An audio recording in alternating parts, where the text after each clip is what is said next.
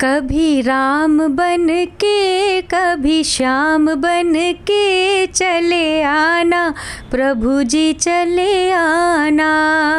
श्यामा आन बसो वृंदावन में, मेरी उम्र बीत गई गोकुल में।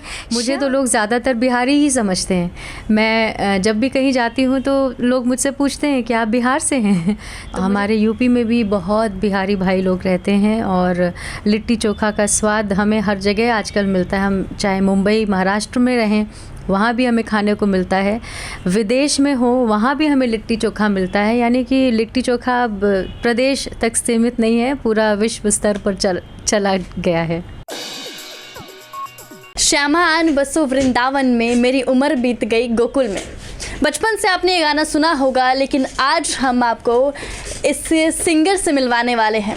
नमस्कार, बिहार संवाददाता देख रहे हैं आप और मैं हूं आपके साथ साक्षी। और आज हमारे साथ मौजूद हैं जानी मानी सेलिब्रिटी तृप्ति शाक्य। इनसे बातचीत करेंगे और जानेंगे जो इनका सफ़र है, जो 18 साल की बच्ची जिनका एक ऑडियो जो है पूरे देश भर में चला था और जो करोड़ों लाखों लोग उनकी बात सुन रहे थे। तो आपका तो पहले स्वागत है बिहार की धरती पे। नमस्कार, बहुत बहुत धन्यवाद बिहार संवाददाता। और मैं बहुत आज के दिन की बहुत बहुत बधाई देना चाहूँगी। श्री कृष्ण जन्माष्टमी की ढेर सारी बधाई आप सबको, बहुत बहुत शुभकामनाएं। जी, आप कितने साल के बाद बिहार आई हैं और कैसा लग रहा है बिहार आके? मुझे तो बिहार आते आते एक अरसा हो गया है। मैं अनगिनत बार बिहार आई हूँ और आती ही रहती हूँ। मुझे लगता है कि हर महीने 2 महीने में कोई ना कोई कार्यक्रम होता है। अभी लास्ट में आई थी सावन की पहली सोमवारी में, मेरा कार्यक्रम था सुल्तानगंज में। अच्छा। तो इस तरह मेरा बिहार आना जाना काफ़ी लगा रहता है और शायद ही कोई शहर बिहार में बचा होगा जहाँ पे मैंने कार्यक्रम नहीं किया। अच्छा, जब भी यूपी का नाम लिया जाता है, क्योंकि आपका जो घर है वो यूपी में ही है, तो जब भी यूपी का नाम लिया जाता है तो बिहार उसमें ऑटोमेटिक इंक्लूड हो जाता है। तो जब ये आप क्या डिफरेंस देखते हैं यूपी और बिहार में?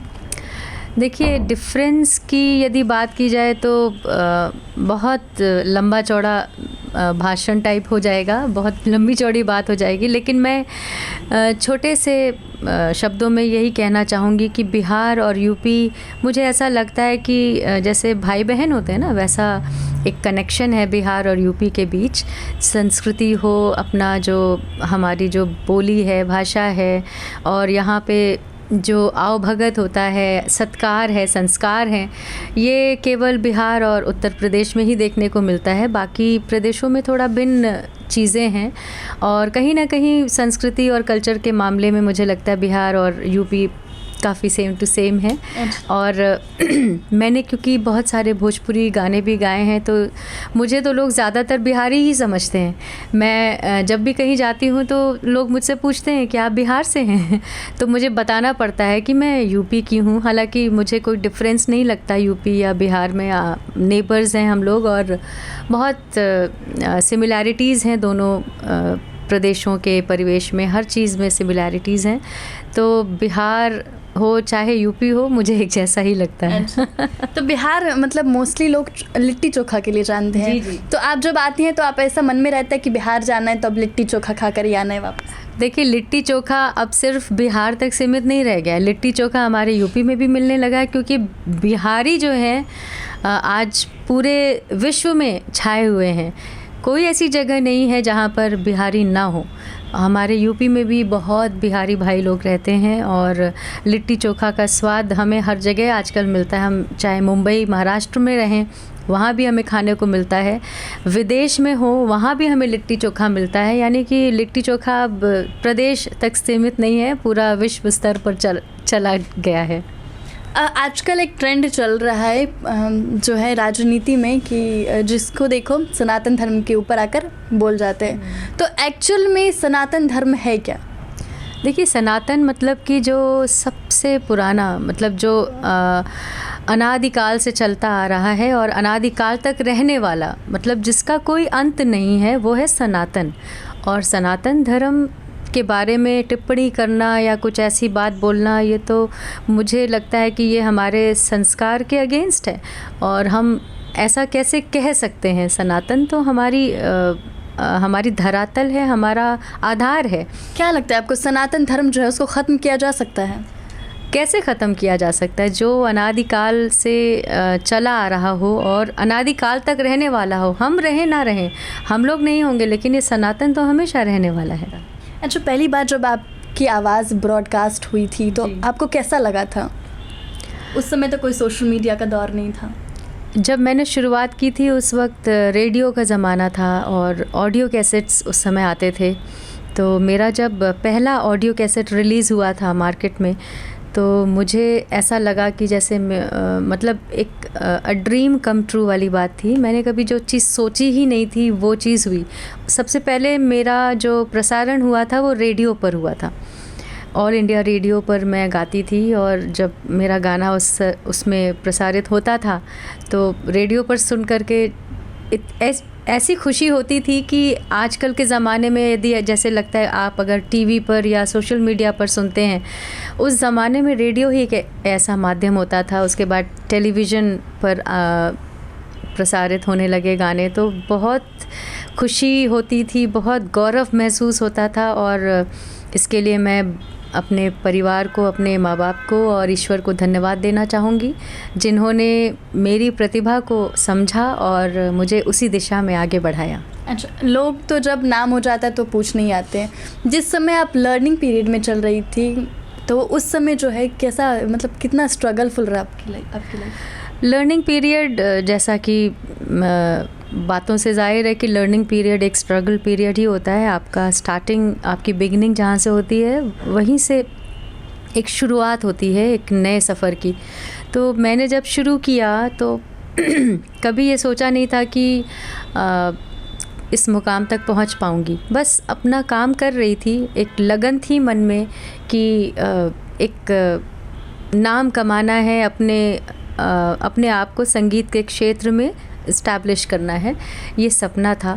और कहीं ना कहीं वो लगन मुझे यहाँ तक ले आई और मैंने बहुत सारे गुणीजनों से सीखा, संगीत सीखा। उसके बाद बहुत सारे बाधाएं आती हैं लाइफ में। कभी कुछ ऐसी घटनाएं होती हैं कि आपको वो पीछे जाने को मजबूर करती हैं या बैठ जाने को मजबूर करती हैं। कभी आप डिप्रेस हो जाते हैं, लेकिन बस एक स्ट्रॉन्ग फीलिंग थी कि मुझे करना है कुछ, मुझे लाइफ में कुछ बनना है, कुछ करना है। तो बस उसी फीलिंग ने मुझे आगे बढ़ाया और हौसला दिया।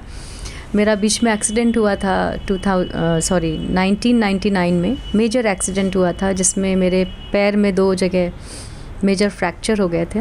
उसकी वजह से मैं 5-6 महीने तक बेड रिडन थी।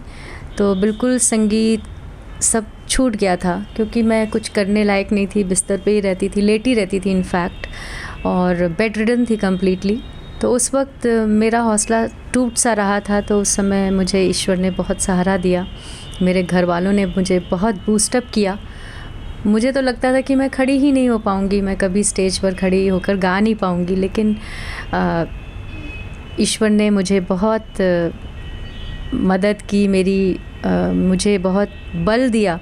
और जब मैं थोड़ा थोड़ा चलने लगी तो मैं जैसे ही मैंने चलना शुरू किया, स्टिक के सहारे चलती थी, तीसरी से मुझे बुलावा आया कि एक अर्जेंट एल्बम रिकॉर्ड करना है। जब मैं रिकॉर्ड करने गई तो वो था कभी राम बनके कभी श्याम बनके। एक्सीडेंट के बाद सबसे पहली रिकॉर्डिंग मैंने वही की थी और वो एल्बम रिलीज़ होने के बाद रातों रात ऐसा हिट हुआ।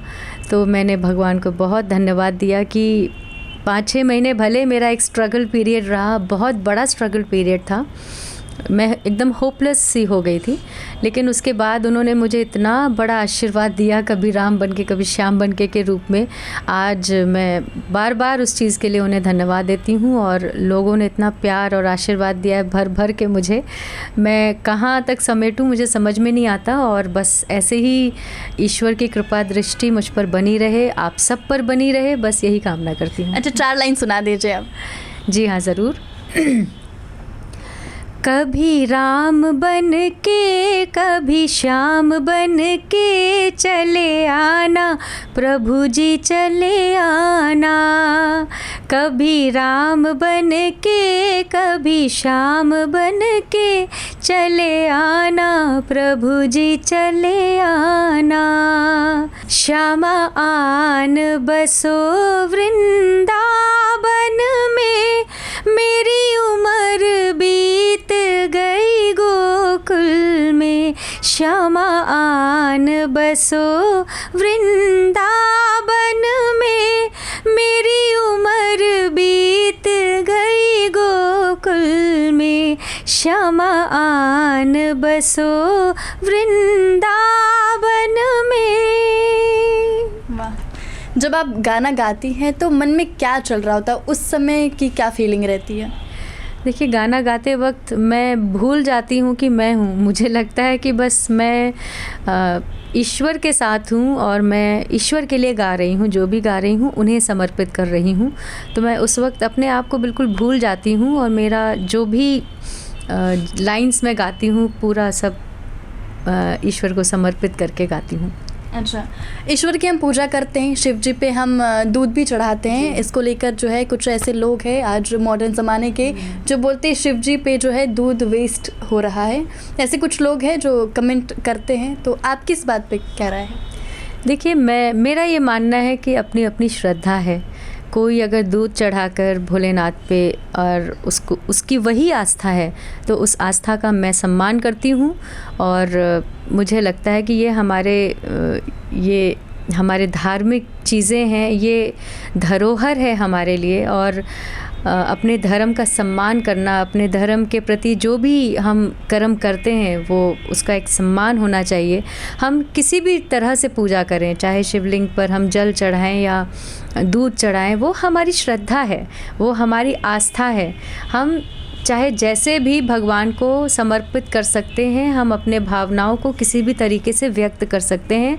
इसकी आज़ादी सबको होनी चाहिए और मैं हर उस बात का सम्मान करती हूँ। जी, आपने भोजपुरी और बॉलीवुड इंडस्ट्री दोनों जगह अपनी आवाज़ दी है, तो कैसा रहा आपका दोनों जगह का एक्सपीरियंस? बहुत अच्छा एक्सपीरियंस रहा, क्योंकि मुझे लगता है कि संगीत यदि अच्छा है तो सब कुछ अच्छा है और अच्छा संगीत सबके कानों को अच्छा लगता है, मुझे भी लगता है। तो बॉलीवुड हो चाहे डिवोशनल सिंगिंग हो, मैं सब कुछ ईश्वर को समर्पित करके गाती हूँ। तो अपने आप उसमें भाव आ जाता है, एक जो भाव रिक्वायर्ड होता है वो अपने आप आ जाता है। तो बॉलीवुड सिंगिंग हो चाहे डिवोशनल सिंगिंग हो चाहे फोक सिंगिंग हो, आधार तो एक ही है, प्रेम है। प्रेम से यदि आप कुछ भी गाएंगे तो उसका रिज़ल्ट अच्छा आएगा। आप सबसे ज़्यादा, क्योंकि आपको हर राज्य में घूमना होता होगा, तो सबसे ज़्यादा अगर आप कहीं जाते हैं, आपको मतलब पूरे देश भर में कौन सी ऐसी जगह है जो आपको सबसे ज़्यादा पसंद है? देखिए, मुझे इस बात से कोई फ़र्क नहीं पड़ता कि मैं किस प्रदेश में जा रही हूँ या किस देश में जा रही हूँ। मुझे बस क्या चीज़ लुभाती है वो है दर्शकों का प्यार, दर्शकों का प्रेम। वो जिस प्यार से मुझे सुनते हैं, अपना आशीर्वाद देते हैं, ये मेरे लिए ज़्यादा मायने रखता है। क्योंकि मैं जहाँ भी जाती हूँ मुझे लगता है कि अपने ही लोग हैं। चाहे मैं अपने देश में परफॉर्म करूं या परदेश में करूं, मुझे लगता है कि मैं अपने ही लोगों के बीच में परफॉर्म कर रही हूं। फिर ये मायने नहीं रखता कि वो बिहार के हैं या यूपी के हैं या किसी अन्य राज्य के हैं। राज्य कोई भी हो, है तो हमारे देश का ही हिस्सा। और हमारे देश के किसी भी हिस्से के लोग कहीं भी मिलते हैं, मुझे अपने लगते हैं। तमाम जानकारियों के लिए बहुत बहुत धन्यवाद आपका। और ये हमारे साथ सिंगर थी और जानी मानी सेलिब्रिटी तृप्ति शाक्य, जिन्होंने अपने भजनों से लाखों करोड़ों जनता का दिल जीत लिया है।